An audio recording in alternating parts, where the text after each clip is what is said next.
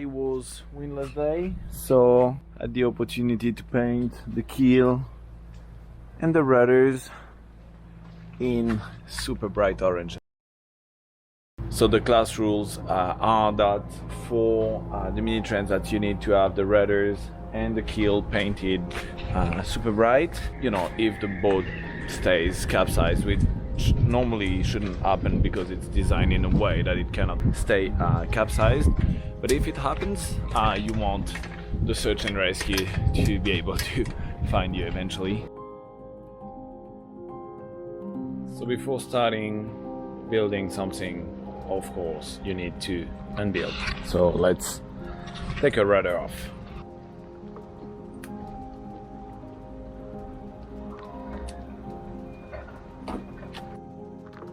So, you've been asking me a lot about the autopilot system. So this here is the push rod.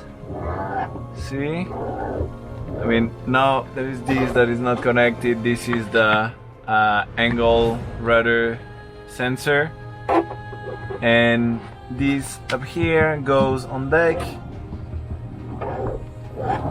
So the autopilot is kind of always connected, and just when you press the button, there is a kind of thing inside the autopilot that clicks and engages the autopilot. As simple as that.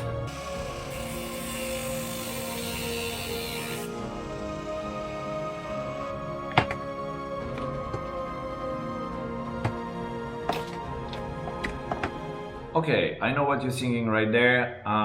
It's really confused and complicated, and it is a bit. Basically, I have lots of footage of things I've been doing preparing for the mini Transat. It's lots of bits and pieces, but I thought it was interesting to show it to you anyway in this idea of, you know, the what if list. So going through different topics and different things I've been doing to prepare my boat, maybe you can identify, because maybe you're sailing yourself or you will be sailing at some point, and maybe some things I've been doing or some problems I've run into you might find interesting. So it's gonna be, yeah, lots of different bits and pieces, a bit confusing. In this episode, take what's useful for you, and yeah, the next episode will be again more sailing, but that's again boat geek stuff, I guess. Enjoy. Ça c'est le bateau de Riton, Figaro 3.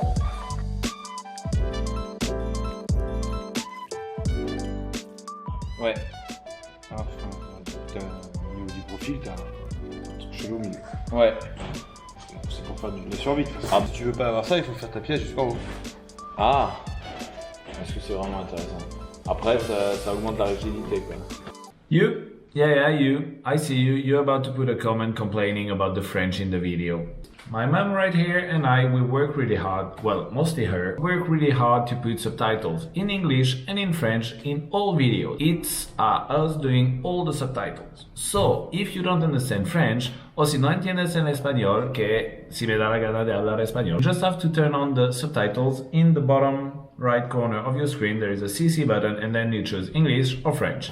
I do the English, she does the French, and she reviews all my grammatical errors. So, if you don't like whatever language I'm speaking, you can turn on the subtitles. Super easy.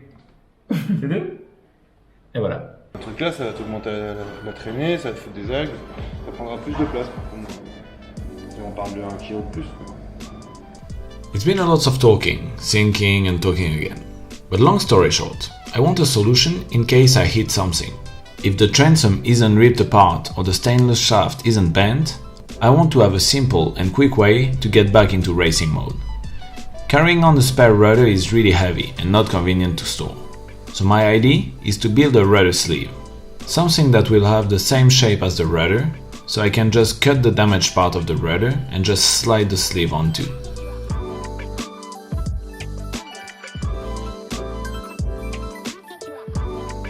Riton. Là, on est dans son cœur de métier. Conseiller technique en tissu, l'équilibrer ça et ça.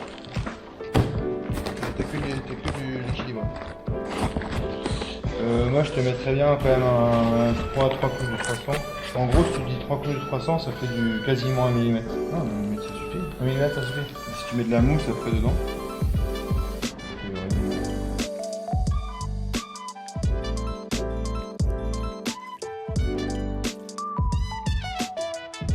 Bon, le chef il a dit on met une couche de équilibré. Équilibré c'est quand c'est tressé, je sais pas, carré comme ça. Et une couche de bibier qui est sur les 2 biais du coup. En diagonale on pourrait dire. Oui.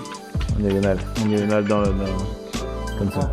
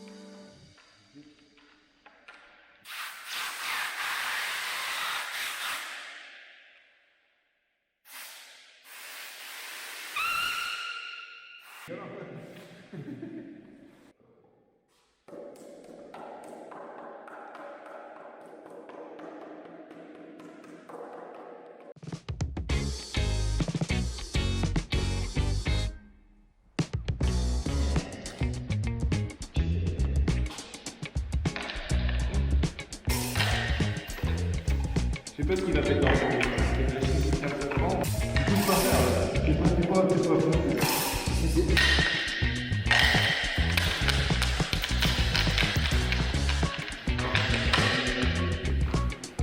Ça va?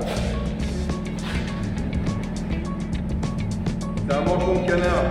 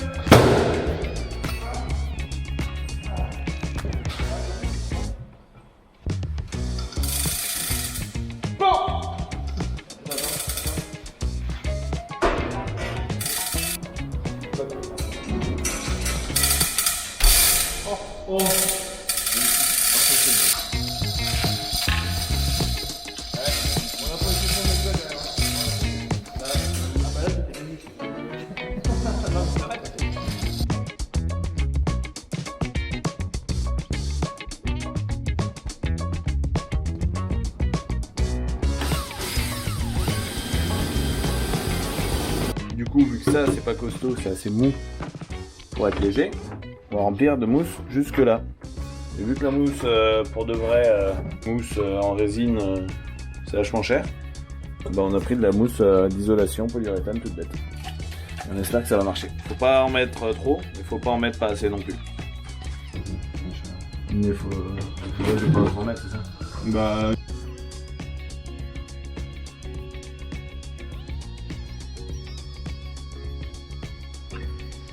Okay, so here is the sleeve made. I've injected some foam in there, which wasn't a great success, but it's fine, it will do the job. Now the idea is to remove the I don't know the name. I'm gonna remove this strap that we used to undo the part from the rudder, and I'm going to fare it so with epoxy putty, just make something nice and smooth. So it's yeah, the surface is nice.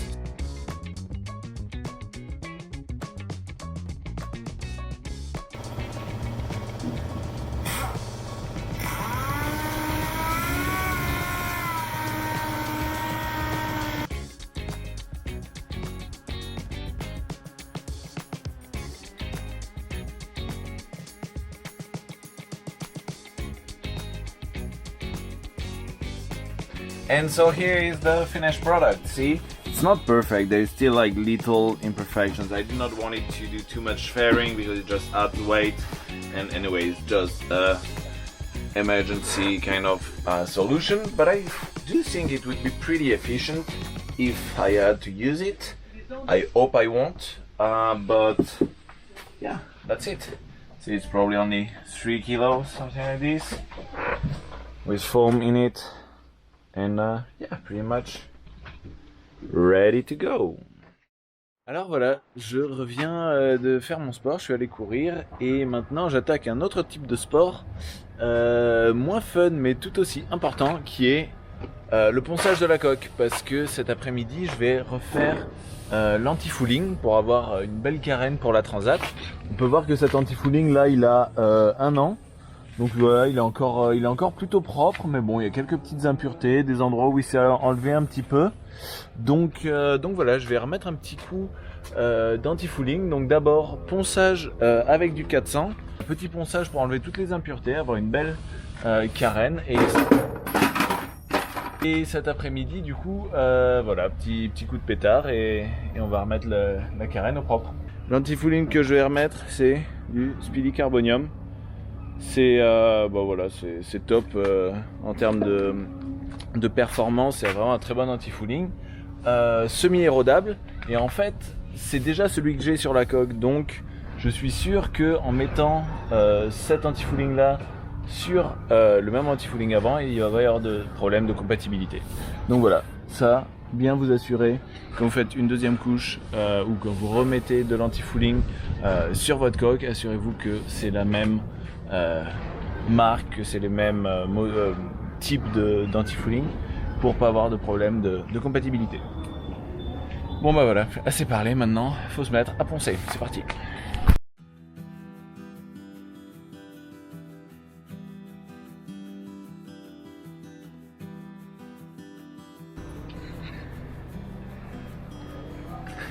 Bonjour.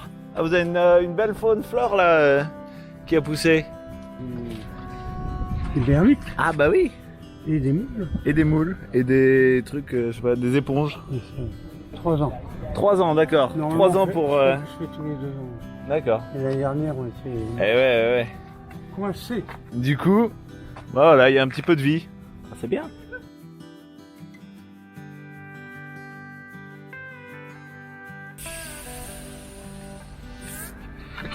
Ok, donc la carène est toute propre.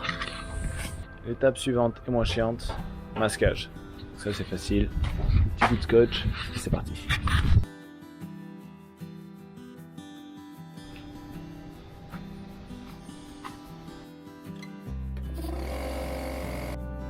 Alors attention, les professionnels de la profession sont arrivés. L'homme en blanc, il est là. Maintenant que j'ai dépoussiéré à la soufflette, un petit coup d'essence F. Alors essence F, acétone white spirit. Il y en a qui feront la différence. Pour moi c'est un peu tout pareil. Tout marche. L'idée c'est d'enlever la poussière un petit peu qui reste et de bien dégraisser avant d'envoyer la peinture. Et comme beaucoup de choses, on a beau avoir le meilleur produit, que ce soit peinture, époxy ou quoi, 90% du travail c'est la préparation de la surface. Si la surface est bien préparée, normalement c'est bon. Si on a une surface dégueulasse, on a beau avoir un super produit, bah ça marche pas. Donc allez, c'est parti. Voilà, on lui fait une petite jupe.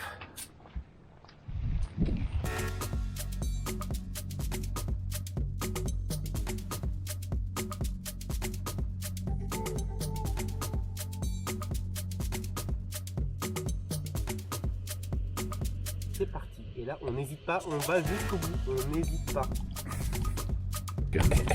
Allez, c'est parti.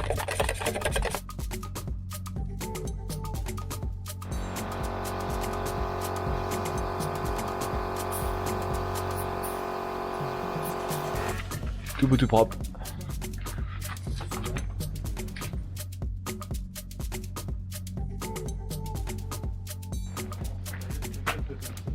Et toujours le plus satisfaisant pour la fin.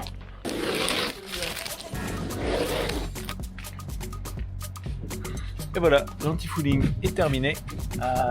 Maintenant, il faut le laisser sécher tranquillement. pendant au moins 6 heures et voilà. En gros, faut bien préparer la surface et ensuite, zou, c'est parti, là il y a des petites impuretés. Mais ça c'est des choses que je vais enlever après avec un petit coup de ponçage. Et donc voilà, avec de la bonne cam comme ça, alors bien sûr au pétard c'est mieux, mais franchement au rouleau ça se fait un très bon rendu aussi, avec un petit coup de ponçage au mil mouillé derrière, c'est nickel. Il manque que les parties sous les berres là que j'ai pas pu faire, sous les conformateurs. Du coup, une fois que ça ce sera sec, demain ou après-demain quand il y a des conditions, je lèverai le bateau sous la grue et là je ferai là-dessous au rouleau et après un petit coup de ponçage et ça ira parfaitement. Donc voilà, une chose de plus en moins sur la to-do list pour la Transat.